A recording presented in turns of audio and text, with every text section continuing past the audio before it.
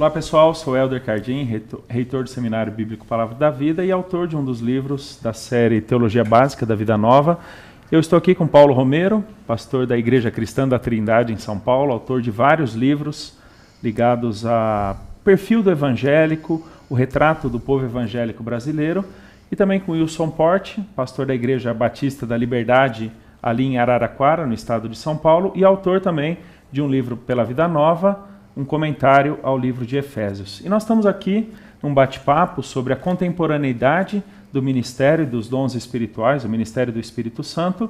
E a ideia é a gente conversar um pouquinho, falar, não é um debate, não é uma discussão, mas para entendermos as várias perspectivas teológicas sobre a atuação do Espírito Santo nos dias de hoje. E Paulo, minha primeira pergunta para você, como é que você percebe a perspectiva pentecostal sobre a atuação do Espírito Santo hoje e o valor que o pentecostal dá para essa atuação? Helder, eu gostaria de começar afirmando que o movimento pentecostal ele foi um movimento da palavra. E quando eu falo isso, eu também me lembro da Reforma Protestante. A Reforma Protestante ela foi um movimento da palavra.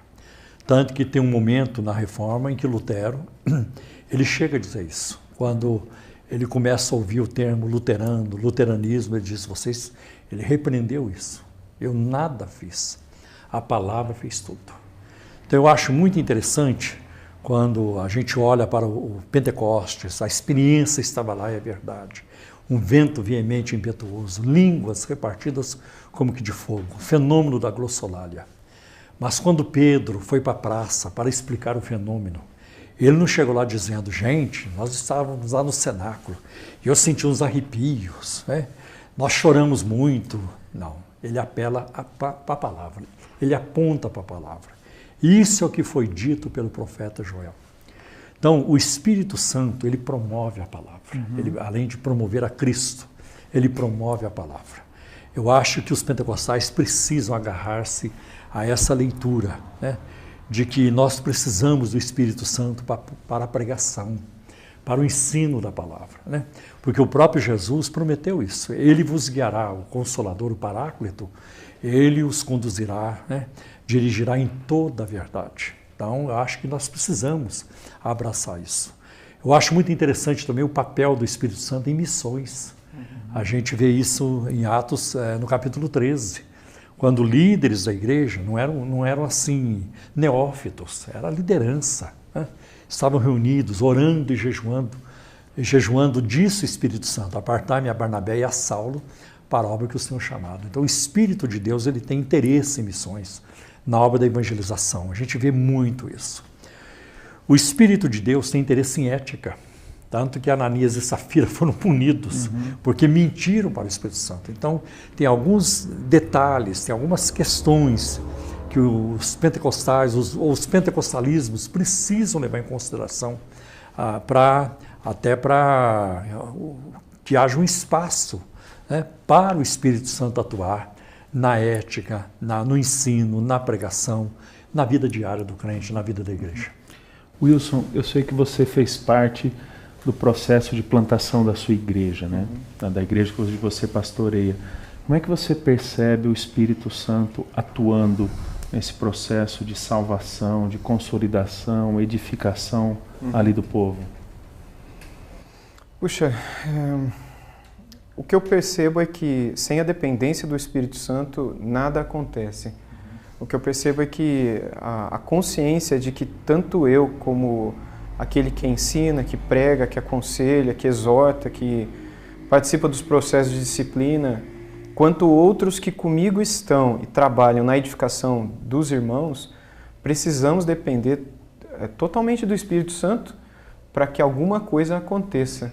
A tendência, na grande maioria dos pastores hoje em dia, não só hoje, mas sempre, né? É olhar para... Isso aconteceu comigo quando a igreja começou a crescer um pouco mais, no início, de um ou outro chegar e perguntar, o que está acontecendo? O que você está fazendo? Geralmente as pessoas perguntam que método, né? Eu quero saber como é que você está produzindo esse e aí, crescimento. Pois é, aí eu falei, não, tá sendo assim, durante a semana acontece isso, aí eu tenho pregado sobre isso, no domingo eu tenho pregado. Não, o que você prega não é o problema, eu também prego.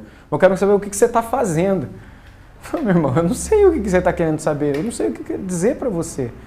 Mas eu acho que essa consciência hoje fica mais clara para mim, por já estar há quase 11 anos à frente dessa plantação, né, desse trabalho, e perceber que a dependência do Espírito Santo é tudo que a gente precisa. Se por um lado eu entendo particularmente a nossa responsabilidade no estudo, na pesquisa, em se preparar para poder alimentar o povo, e até mesmo no aconselhamento bíblico individual, eu me preparar para poder falar aquilo que Deus quer que eu fale, não o meu conselho, porque eu não tenho conselho para dar para ninguém, mas o que é que Deus tem para aconselhar para aquela pessoa.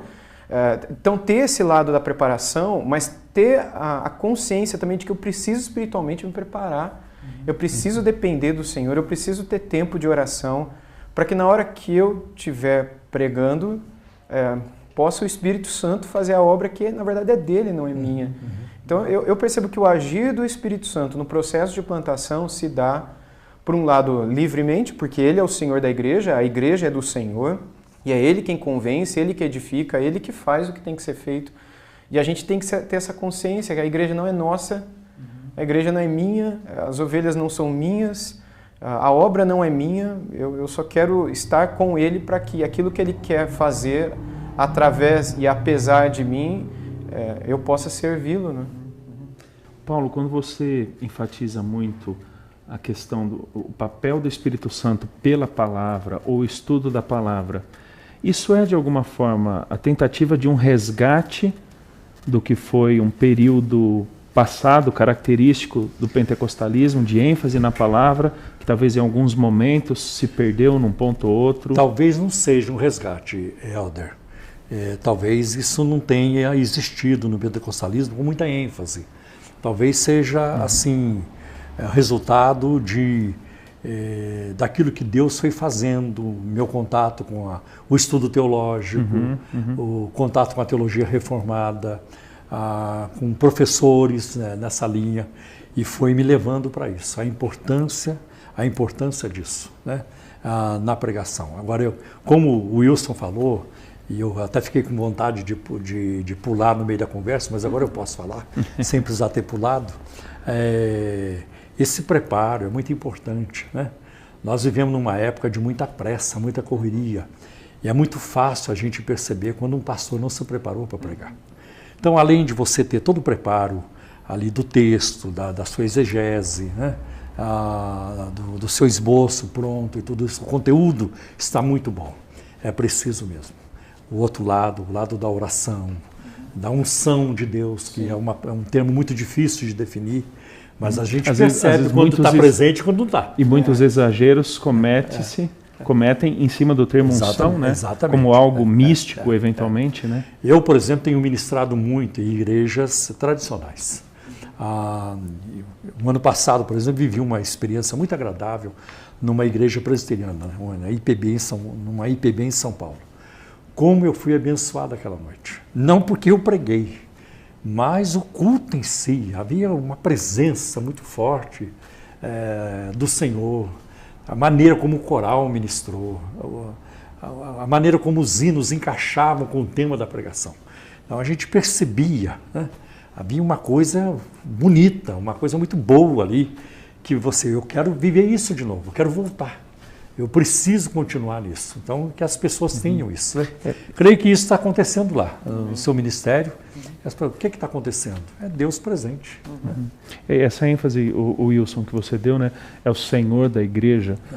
Quando o Senhor Jesus diz que enviaria o seu Espírito, seria justamente para dar continuidade a uma obra que Cristo começou de capacitação dos seus discípulos. E, de alguma forma, nós estamos na esteira da história, né? Continuando esse ministério que ele legou aos seus discípulos lá atrás, né? E o ministério do Espírito Santo não é monopólio dos pentecostais, né? Eu tenho levado alguns pregadores reformados à nossa igreja e eu me lembro que um deles ele foi convidado a falar nos meus 25 anos de ordenação pastoral. E ele pegou um texto lá de Coríntios e falou exclusivamente sobre o ministério pastoral. Mas eu observei aquela noite os adolescentes, todos assim grudados, ninguém se movia, porque havia graça, a gente percebia, havia unção. Deus estava usando aquele homem, um erudito, de fato, né? Ele tem uma bagagem considerável, eu vou falar o nome, o Dr. Augusto Nicodemos, mas com uma graça para expor a Bíblia, que nem os adolescentes queriam perder. Isso eu vejo, a operação do Espírito Santo nisso, né? Muito Wilson, importante isso. Você estava falando sobre preparo da mensagem, o ser sensível ao Espírito. Como é que você avalia, às vezes, uma juventude que tem surgido no nosso Brasil, muito desejosa pelo estudo teológico mais profundo, uma doutrina mais séria, mas que muitas vezes adota posturas arrogantes, soberbas? Você vê isso como incompatível com a dependência do Espírito? Você que tem rodado bastante o Brasil, tomado contato com essa pessoal, como é que você, por exemplo, se você pudesse dar uma dica, um conselho para esse pessoal que tem chegado na teologia, mas às vezes com uma postura arrogante, como é que puxa isso para o ministério do Espírito? Sim, eu creio que essa atitude é uma atitude infantil. E quando eu digo infantil, eu não estou necessariamente julgando e criticando essas pessoas, mas dizer que é um fato natural daquele que acabou de nascer. Exato. Acabou de conhecer aquela realidade, aquela doutrina, acabou de ter aquela compreensão e de alguma maneira quer gritar isso, quer expor isso, com um bebê, com uma criança. É uma atitude pueril. Por outro lado, essa pessoa ela vai caminhar, ela vai amadurecer, e isso pode se tornar uma atitude arrogante e de orgulho. E eu acho que todas essas pessoas precisam olhar para seus próprios corações e tentar perceber para onde leva esses debates. Nesse livro que a Vida Nova publicou, que você mencionou, num dos capítulos eu trato sobre o lugar dos debates dentro da esfera cristã, não é? E eu particularmente não gosto de debates. Eu aprendi isso há um tempo atrás, eu gostava muito de debater, eu tinha um pensamento teológico muito diferente do que eu tenho hoje, e eu gostava muito de debater, até compreender que esses debates só levavam para a arrogância, para o orgulho, para tentar vencer, para tentar humilhar, e no fundo, quando saía humilhado, saía com raiva da pessoa, não é? Ou seja, entrar nesses contextos que glorificam a desunião, que glorificam o debate, é estar na contramão da mensagem da cruz, da mensagem que nos une a Deus e nos une uns aos outros, apesar das diferenças, que muitas vezes são pequenas e que lá na frente, como o D.A. Carson escreve no livro dele, também publicado pela Vida Nova, sobre os dons, quando olharmos para trás, veremos que são coisas tão pequenas que ficaram, e que algo muito maior, que seria o amor que deveria nos unir, nós esquecemos. E não é um amor barato, um amor, uma mera expressão barata, não é? Mas é realmente viver, experimentar aquilo que o Senhor experimentou quando se deu por nós. Quando encarou coisas outras como sendo mais importantes e mais elevadas do que... mais sublimes do que aquelas que nos diferenciavam dele e que naturalmente o afastava de nós. Eu vejo que hoje esses debates públicos, essa arrogância, essa virulência que alguns vão para a internet para debater, para discutir, para falar mal e muitas vezes para condenar o outro para o inferno porque ele não pensa como eu, pode ser uma atitude infantil no início ou pode ser uma atitude orgulhosa, dependendo do quanto tempo que o cara está fazendo esse tipo de coisa. E o meu conselho é, sonda o seu coração e diante da palavra e na dependência do Espírito Santo, pense se é isso que o Senhor faria. Antes de usar textos como quando Jesus derrubou a mesa no templo, não é? E outras coisas mais. Porque todas as justificativas que eu tenho visto até hoje para entrar em debates na via pública, hoje nas redes sociais, elas são a adulteração do texto. Então já escondem uma pessoa que na verdade não conhece nem o básico daquelas passagens e que querem discutir outras mais profundas. E às vezes, da parte de alguns, pode ser um mau uso do dom que Deus lhes tem dado de ensino, que deveria ser usada para a edificação da igreja, mas acaba se ensimesmando, né, se orgulhando dessas capacidades e pervertendo até a igreja, né? Bom, a palavra de Deus diz que Deus, ele resiste aos soberbos, mas ele dá graça aos humildes. Mas não é só Deus que resiste aos soberbos, o ser humano também. Eu tenho observado que mesmo na vida secular, num programa de auditório, por exemplo, se alguém age com arrogância, o auditório se volta contra aquela pessoa. Então isso no mundo artístico, no mundo esportivo, quando a gente vê um jogador que parte para a arrogância e vai desenvolvendo isso, ele vai ficando cada vez mais resistido, né? As pessoas vão tendo uma resistência em relação àquela pessoa. Os exemplos que eu tive na minha vida, como referenciais espirituais, né? Gente em quem eu me espelhei, nunca eu percebi um traço de arrogância. A maior vantagem dessa gente, ou a coisa que mais sobressaía, não era nem a bagagem intelectual, que era vasta, a bagagem acadêmica vasta, mas era a humildade. Né? Sim. E sem isso a gente está a pé. Eu costumo dizer que o teólogo arrogante é uma contradição semântica. Porque o teólogo, ele lida com conhecimento alheio, adquirido por capacidade externa, não natural. É a capacidade que Deus nos deu em Cristo pelo ministério educativo do Espírito, né?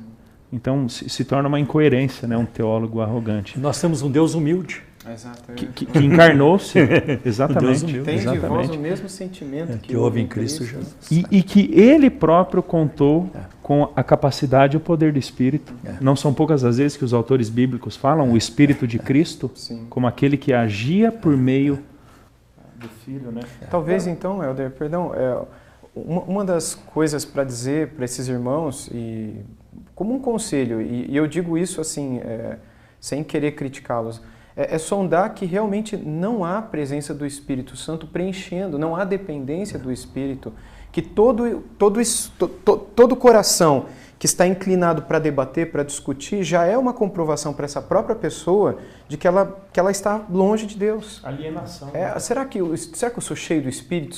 Qual é a vontade de Deus para a minha vida? Aí eu vou para o Facebook para discutir teologia. Isso já é um sinal de que eu estou fora da vontade de Deus, digamos assim, que é um termo usado ali, não é? E uma maneira da pessoa perceber que falta a ela essa dependência, essa entrega, essa vida de oração que a capacite, que a encha do Espírito e que dê para ela poder para lutar contra a tentação. Quando Jesus nos ensinou a orar dizendo não nos deixeis cair em tentação, eu acho que muitos desses que estão na internet deveriam fazer essa oração antes de acessar o Facebook. Controle meus cliques, meus touches. Uma última questão aqui para a gente lidar um pouquinho, e aí, talvez a gente pensar em perspectivas distintas quanto à contemporaneidade dos dons. Nós temos no Novo Testamento uma série de dons que são expressos por meio de pessoas, por meio dos apóstolos, em algumas cartas do Novo Testamento. Como é que vocês percebem se há continuidade ou não dos dons espirituais? Se sim, quais? Se não, quais?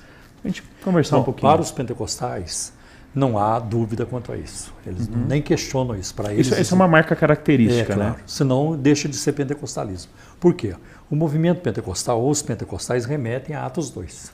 Então é lá que está, para eles, a razão por se chamarem pentecostais. Aconteceram os fenômenos, aqueles fenômenos se repetiram depois em Atos 10, depois, não exatamente como aconteceu em Atos 2, mas parte do fenômeno se repetiu, depois em Atos 19 também, lá em Éfeso. Então eles se agarram naquilo. Então para eles não há o que questionar. Há alguma mudança de intensidade, Paulo? Por exemplo, embora todos os dons continuem, talvez nos primeiros séculos havia uma intensidade maior em alguns, que embora possam acontecer hoje, talvez uma intensidade menor. O que eu vejo, por exemplo, se você pegar o movimento da Rua Azusa com William Seymour, houve assim uma ênfase muito grande na glossolalia. Com Charles Fox Parham, havia a xenolalia, ou xenolalia, que é falar uma língua estrangeira existente. O próprio movimento, depois do Parham, foi abandonando isso e ficando mais na glossolalia. Aqui no Brasil, se você pegar as três ondas, como são divididas por Peter Wagner ou por Paul Freston, o primeiro momento dos pentecostais, a ênfase era na glossolalia, orar em línguas, falar em línguas, como foi o caso da Assembleia de Deus e também a congregação. A partir da década de 50, com o segundo momento do movimento pentecostal, a ênfase é na cura divina. Claro que eles não abandonam falar em línguas, mas a ênfase na cura divina. Movimentos de tendas, né, com Evangelho Quadrangular e depois o Manuel de Melo com o Brasil para Cristo e outras. Já a partir da década de 70, com a Universal do Reino de Deus, quando surge aí o neopentecostalismo, o novo pentecostalismo, a ênfase passa a ser na prosperidade financeira.